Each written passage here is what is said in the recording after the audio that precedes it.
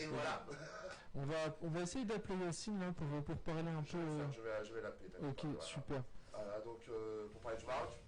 Exactement, pour parler du Maroc qui a gagné ce premier match 1-0 contre la Namibie. Alors c'était grave poussif, hein, franchement je vais pas vous mentir, on a dominé le match, C'est le mot. mais derrière on n'était pas du tout réaliste et c'est à la fin du match où sur un coup de réussite, sur un coup franc d'Hakim Ziyech, les Lions de l'Atlas, pardon, ils ont ouvert le score à 88e minute je crois, ou 80...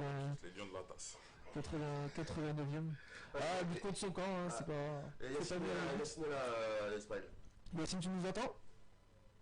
Salut les amis, salut à tous. Salut Yacine, merci à toi d'être là. Du coup on voulait parler avec toi du match du Maroc qui a eu lieu tout à l'heure et qui a commencé à 16h30. Premier match des Lions de l'Atlas, favori de cette CAN 2019, qui a été très en toute objectivité bien évidemment, qui a été dénommé favori par de nombreux médias et du coup qui ont commencé cette première journée en dominant leur adversaire certes, mais finalement ils n'ont pas été très réalistes, Yacine. Pas très réaliste en effet, le Maroc est un des favoris de cette Coupe d'Afrique des Nations pour pas énerver notre ami Mohamed qui est aussi à côté, dont je place beaucoup d'espoir aussi pour le Sénégal. Le résultat tout à l'heure l'a bien calmé, ça va. Absolument. Non mais le Maroc a été dans la continuité de ce que fait cette sélection marocaine depuis maintenant un peu plus de 2 ans et demi sous l'égide d'Hervé Renard. Il y a du jeu, il y a une certaine fluidité dans les attaques placées, dans les combinaisons sur petit périmètre, mais quand on arrive dans la zone de vérité, dans les 20-25 derniers mètres, il manque cette justesse technique, ce dernier geste et surtout ce sang-froid qui permettra au Maroc de se faciliter un petit peu plus leur match et d'être un petit peu plus ensuite serein dans leur jeu. Mais bon, c'est une victoire plus que poussive, qui est un petit peu aussi représentative de ce début de Coupe d'Afrique des Nations par rapport aux grosses équipes. On a vu également toutes les autres grosses nations qui ont eu aussi un peu de mal face à des nations qui sont supposées être inférieures, comme le Zimbabwe, comme le Burundi, mais qui montrent leur cron, qui montrent également une certaine discipline tactique et une certaine rigueur de ces équipes africaines supposées secondaires, qui manquaient cela il y a une dizaine, quinzaine, voire une vingtaine d'années de cela, mais que maintenant, face à l'évolution du football, face à aussi cette mondialisation du football avec des joueurs qui évoluent beaucoup maintenant dans des championnats étrangers, non pas uniquement en Europe, mais également dans le monde entier, que ce soit des championnats asiatiques ou des championnats même africains de bon niveau, comme le championnat sud-africain ou égyptien, voire marocain. Donc cela permet des sélections secondaires d'avoir des maillons forts dans leur équipe et de leur apporter cette rigueur tactique et cette solidité défensive que ces sélections n'avaient pas avant. Force au Maroc qui a su être patient, qui n'a pas été nerveux, ce que cette sélection marocaine avait il y a quelques années de cela. Ils ont joué les coups à fond jusqu'au bout. Et il y a eu un coup du sort. Il y a eu ce but contre son camp qui symbolise ironiquement pratiquement ce symbole d'il y a un an, pratiquement jour pour jour, où le Maroc également entamait la compétition de la Coupe du Monde contre l'Iran. Mais cette fois-ci, c'était le Maroc qui était victime d'un but contre son camp de leur attaquant coup à 12 contre l'Iran. Après, je sais pas si tu te rappelles, Yacine, on avait déjà joué contre cette équipe, la Namibie, c'était sur la CAN 2008. On avait collé un 5-1 du Maroc à l'époque, et on voit qu'il y a eu énormément de changements entre les deux équipes depuis. C'est ça. Mais c'est vrai qu'à l'époque, pourtant, c'était une équipe du Maroc qui avait simplement un buteur devant. C'est ce qui nous manque actuellement. Complètement. Et du coup, pour toi, comment tu vois les 2 prochains matchs contre la Côte d'Ivoire et contre l'Afrique du Sud? Le match contre la Côte d'Ivoire qui va arriver vendredi va être légèrement différent, on va dire déjà sur le niveau de condition, parce que le match va se dérouler à 19h heure égyptienne, donc je pense qu'il va faire quand même un petit peu plus frais qu'aujourd'hui où le Maroc a entamé le match sous une chaleur de 38 degrés au Caire. Donc à 19h, je pense qu'il va faire un petit peu plus frais, ça va permettre d'avoir un peu plus de dynamisme dans le jeu des deux sélections. De plus, le Maroc aura un jour de récupération supplémentaire par rapport à la Côte d'Ivoire qui joue que demain contre l'Afrique du Sud, qui elle aussi joue à 4h30. Donc les organismes ivoiriens vont être vraiment bien touchés et j'espère que le staff ivoirien va faire leur maximum pour récupérer ensuite leurs joueurs le vendredi pour qu'ils soient le plus frais possible. Mais en tout cas, le Maroc est en position maintenant de confiance, même si il y a eu cette victoire poussive. Maintenant, il ne faut pas se concentrer sur la forme, il faut se concentrer uniquement sur le fond. Les 3 points ont été là, il faut sortir de cette poule qui est plus que laborieuse pour le Maroc, et maintenant au Maroc d'être sérieux et de continuer son hégémonie contre la Côte d'Ivoire. Depuis 2 ans, le Maroc est invaincu contre cette sélection ivoirienne. Il faut continuer à être invaincu, voire même à remporter les 3 points ce vendredi. Et les 3 points vendredi qualifiera pratiquement à coup sûr le Maroc pour les 8e de finale de la CAN. Et verra comme ça le match contre l'Afrique du Sud un petit peu plus tranquillement, où il y aura même une possibilité de rotation pour Hervé Renard. Donc voilà, position de confiance pour le Maroc. Juste, Nono, je voulais te poser sur le Maroc, qu'est-ce que tu en penses T'en as bien pas là-dessus. Parce que je voulais vraiment avoir intéressé de Nono. Parce que comme tu avais commencé les 2 fois d'avant. Tu avais commencé les 2 fois d'avant, donc je voulais avoir Nono qui commence. Quelle était ta question, Isma? Justement, qu'est-ce que tu as pensé du match du Maroc et qu'est-ce que tu penses de l'entrée en lice de l'Atlas de manière générale? L'entrée en lice du Maroc a été, on va pas se le cacher, elle a été quelque peu laborieuse. Un coup du sort heureux sur la fin de la rencontre pour décanter cette rencontre, ce match et offrir les 3 points de la victoire à cette équipe marocaine. Après, là je rejoins Yacine dans son analyse, il faut plus s'intéresser en ce début de compétition sur le fond plutôt que sur la forme. La forme, on aura le temps les Marocains auront le temps de mettre tout ça en place au fur et à mesure de la compétition. Là, l'essentiel dans ce premier tour, c'est vraiment de glaner un maximum de points possibles pour essayer de se qualifier le plus rapidement possible et essayer, si jamais le Maroc vient à se qualifier à la suite de ce second match, essayer de faire souffler quelques joueurs pour ensuite tout peaufiner lors des derniers entraînements avant les 8e de finale. Après, pour faire une analyse de cette rencontre, c'est vrai que ce match a été assez... il a été dur à lire cette rencontre en première mi-temps. Donc certes le Maroc avait la possession de balles, mais ça manquait de créativité, d'invention de terrain. Il y avait Ziyech qui cherchait un petit peu. Il y avait beaucoup trop d'espace. Il y avait des espaces, mais bon, Ziyech qui était un petit peu partout au four et au moulin, qui se démenait, mais autour de lui il n'y avait pas assez de... ils essayaient trop souvent de chercher les côtés avec Amrabat notamment et tout ça. La solution était dans l'axe et ça ne jouait pas assez en jeu court dans l'axe pour pouvoir débloquer la situation. Qui me revient à l'esprit, c'est une contre-attaque donc avec Girard qui a pu avancer sur une trentaine de mètres, qui cherchait une solution et qui n'en avait aucune. Clairement, qui avait pesté auprès de la ligne offensive. Parce qu'il n'avait aucune solution. Ça a été vraiment l'un des mots, les mots ça a été les mots de cette sélection marocaine. Ça a été les mots de cette sélection marocaine durant cette première mi-temps et le début de la seconde mi-temps. Surtout entre la 60e et la 70e, il n'y avait aucun mouvement sur le terrain. Il n'y avait aucun joueur marocain qui a quelque peu changé et dynamisé cette exactement, qui a mis de la créativité, qui a libéré des espaces et surtout qui a dribblé un nombre incalculable de joueurs sur ce match. Mais après, la dernière passe, il nous la manque, je trouve, pour trouver un buteur, même comme Nesseri ou même Boutaïd, qu'on n'a pas réussi à trouver durant tout le match. Les deux, à chaque fois, ils n'étaient pas du tout en position de frappe, ils n'étaient pas du tout dans une situation confortable quand ils recevaient le ballon. Donc ça, c'est vraiment dommage. Après, moi, personnellement, si je peux donner mon avis, il y a eu un but. Il y a eu un but de l'équipe de France féminine. But de qui De Gauvin. Gauvin, l'attaquant de l'équipe de France qui ouvre le score pour les Bleus. On est à la 23e minute de jeu et ça fait 1-0 pour l'équipe de France. Mais Gauvin qui s'est blessé, malheureusement. Contact avec la gardienne. Il faudrait voir en fait, parce que je ne sais pas si le but est vraiment validé ou pas. Mais ouais, là c'est un peu, on est un peu en stand-by là, on sait pas exactement encore comment ça va se présenter par la suite. Mais ouais, je disais du coup le Maroc, ouais, ils avaient pas mal de solutions, mais à chaque fois, c'était rarement la bonne qui était utilisée, c'est dommage. Je sais pas si t'as vu le match de Fodé du coup. j'ai vu quand même une petite partie quand même du match. Je suis en train de revoir le but. Ah, elle a bien été sonnée, hein. Le but de... Ah, elle a bien été sonnée, celle-là. Ouais, c'est vrai que, ouais, comme je dis, c'est vrai qu'il n'y avait pas de solution. Enfin, les joueurs n'arrivaient pas à trouver de solution, ils n'arrivaient pas à se trouver. Enfin, ouais, il y avait un bloc, en fait, il y avait un bloc. Enfin, vous voyez les latéraux quand même monter, mais le bloc défensif. Le jeu, il se faisait que sur les côtés, ouais, c'est ça. Et on voyait vraiment au milieu de terrain, tu voyais qu'il y avait vraiment beaucoup d'espace. L'absence de Belanda, les amis, hein. Pardon? L'absence de Belanda.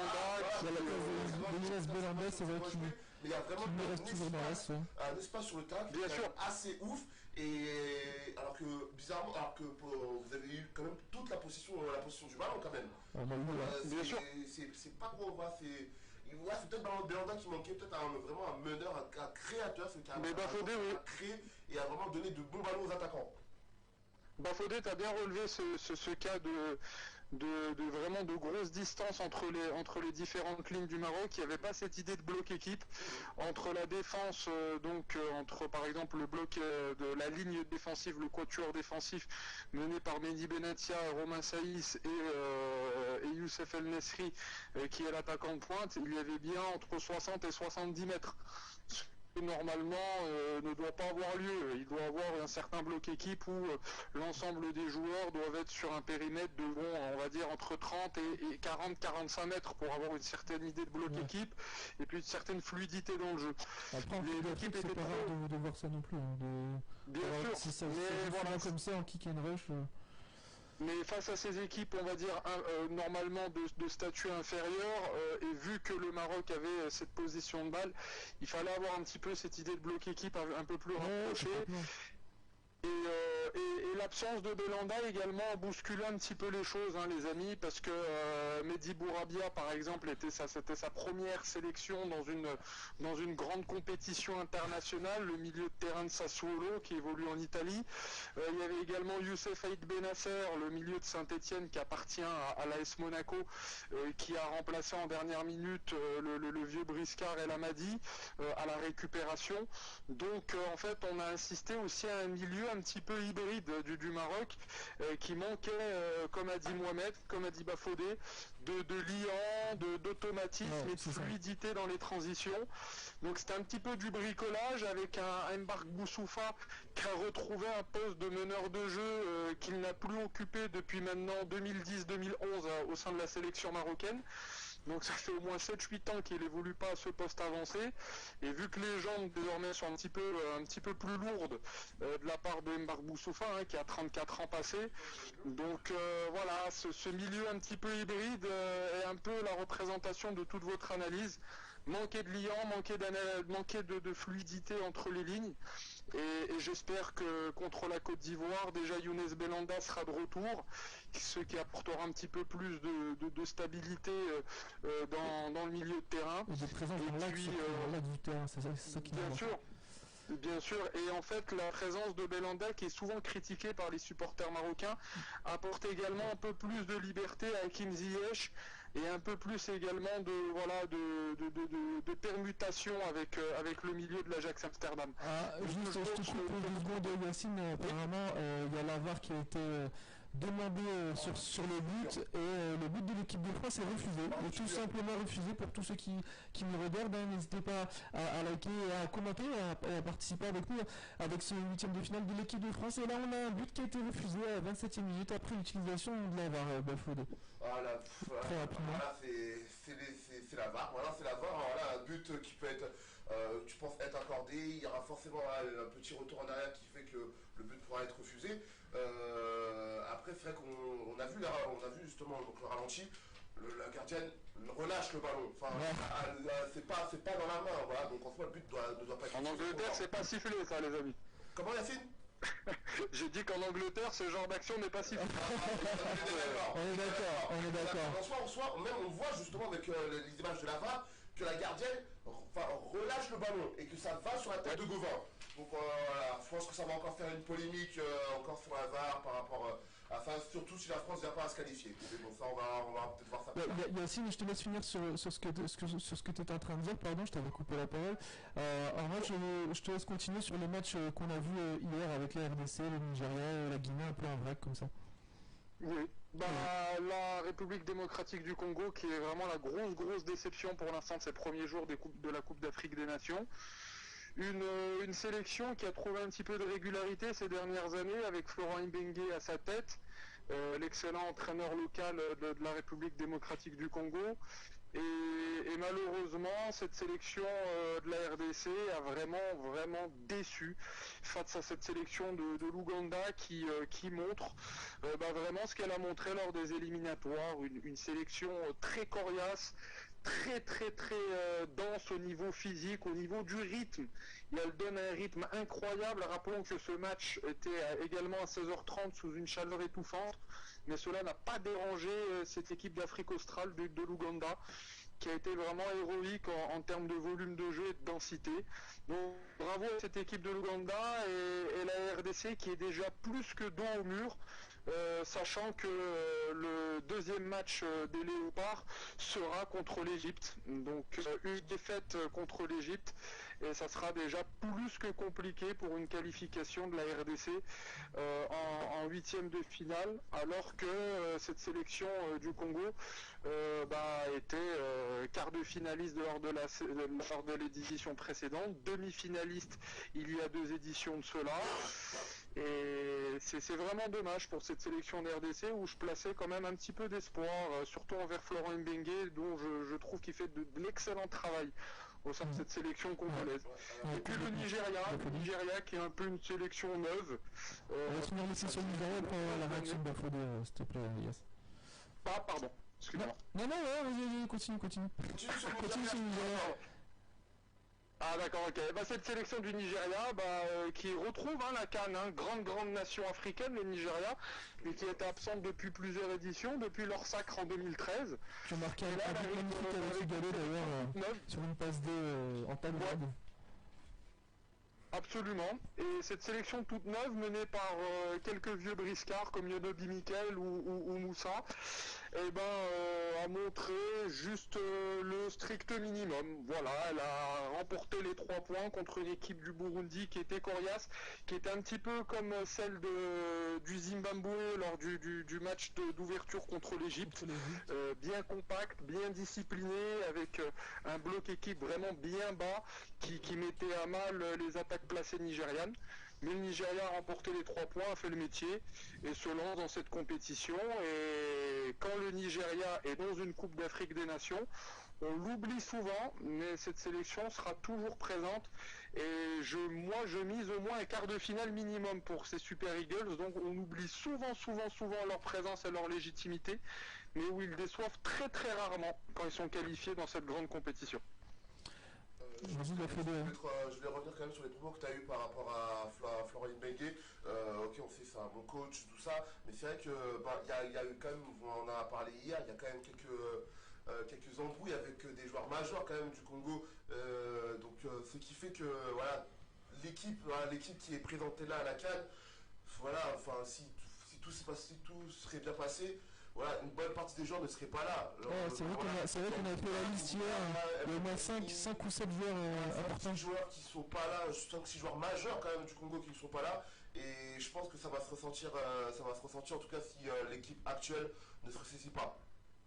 Ah mais ça mon ami Bafodé, c'est pas aussi une histoire uniquement de la responsabilité de Florent Ibenge, mais c'est également l'envie et surtout le sentiment d'appartenance envers une sélection de ces certains joueurs qui font un petit peu des caprices, qu'ils ne font pas quand ils sont en club, qu'ils ne font pas avec leurs employeurs toute la saison en club, mais qu'ils le font quand ils sont avec les sélections africaines, sur des histoires de primes, sur des histoires de conditions de jeu, sur des histoires également de placement. Moi je veux jouer à droite, je veux pas jouer à gauche, moi je veux jouer à certains postes, etc.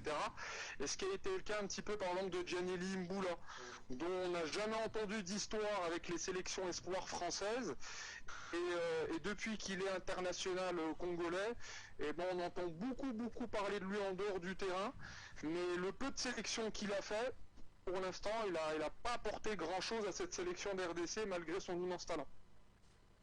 Ouais, merci Yacine pour ces interventions. Juste finir la Guinée aussi, qui a fait match nul contre Madagascar, Yacine. Oui, Madagascar, cette sélection plus que surprenante déjà de la voir dans cette Coupe d'Afrique des Nations. Première participation pour les Malgaches, qui ont fait un match nul plus que mérité, plus qu'honorable pour cette petite sélection africaine qui joue son premier match en CAN. Face à une sélection de Guinée qui montre qu'elle est vraiment dépendante de leur maestro, de leur meneur de jeu, de leur star qui est Naby Keïta, le joueur de Liverpool. Et son absence pour raison de blessure, pour raison également de justesse pour l'instant au niveau de la condition physique, montre que la Guinée est un petit peu orpheline sans ce grand joueur. Et Madagascar a joué son coup à fond, n'a pas été ridicule, loin de là, et a permis de glaner les premiers points de cette sélection malgache dans cette Coupe d'Afrique des Nations pour leur tout premier match, ce que par exemple la Tanzanie n'est pas arrivée à faire en 2 éditions. Donc bravo à Madagascar qui va continuer de rêver avec cette sélection un peu surprenante, avec un entraîneur qui évolue, qui entraîne également National 2 française, qui est sélectionneur Madagascar, qui est arrivé à amener cette sélection malgache en CAN. Bref, c'est marrant de voir cette petite sélection avancer dans leur rêve de cette CAN. Et chapeau à eux, et j'espère qu'ils continueront à faire rêver leur pays dans cette Coupe d'Afrique des Nations pour les 2 prochaines journées. Ouais, Yacine, juste après ton intervention, on va faire les pronos. J'aimerais bien avoir ton avis un peu sur les matchs qui vont avoir lieu, pas plus tard que dans moins de 20 minutes. L'Algérie contre le Kenya, l'Afrique du Sud contre la Côte d'Ivoire et la Tunisie contre l'Angola. L'Algérie contre le Kenya, l'Algérie qui est en pleine reconstruction avec Jamel Belmadi à sa tête, après une ère sous Rabat Madjer qui a été complètement un fiasco. Jamel Belmadi est revenu, a restabilisé un peu tout ça, a permis à cette sélection algérienne de retrouver une certaine idée de cohésion, d'appartenance nationale et d'envie commune d'aller vers un but commun, voilà. Et j'espère pour cette sélection algérienne qu'elle va être dans la continuité des autres grandes nations africaines pour ce début de compétition, qui vont essayer de glaner les 3 points face à une sélection kenyane qui va être difficile, je pense, à jouer, parce que cette sélection kenyane a montré lors des éliminatoires qu'elle avait une certaine rigueur défensive. Donc attention à l'Algérie de ne pas s'endormir, à l'Algérie de mener le tempo et surtout de se mettre vite à l'abri comme a réussi à le faire la sélection sénégalaise qui joue dans le même groupe en plus que l'Algérie il y a quelques heures de cela. Et puis pour la Côte d'Ivoire, demain contre l'Afrique du Sud. Pardon ? Non, je disais rapidement, s'il te plaît, yes. Oui, Côte d'Ivoire contre l'Afrique du Sud, la Côte d'Ivoire tout simplement de confirmer leur statut d'outsider solide et de glaner les 3 points. Attention à la Côte d'Ivoire également, voilà, de ne pas faire un faux pas, parce que le 2e match contre le Maroc vendredi après sera un coup près. Attention au la France. Absolument. Et puis la Tunisie va être là, je pense, va jouer leur coup à fond. Et cette sélection tunisienne qui est un grand habitué de la Coupe d'Afrique des Nations, qui est un grand habitué également des matchs contre les sélections africaines, dont la présence de beaucoup de joueurs locaux qui évoluent en Tunisie. Je pense que ça sera un match plus que tranquille pour les Tunisiens, enfin je l'espère pour eux. Et je pense qu'une victoire leur permettra aussi de se lancer dans cette CAN et d'être un solide outsider aussi pour cette Coupe d'Afrique des Nations. On te remercie Yacine pour ces analyses et on espère, et j'espère aussi que le Maroc ira loin dans la compétition. Le 2e match, ce sera contre la Côte d'Ivoire. On te remercie vraiment pour cette intervention Yacine et on se retrouve bientôt avec Nasruddin qui sera présent. A bientôt les amis, bonne semaine à tous. À bientôt. Salut. Salut. Merci. Au revoir.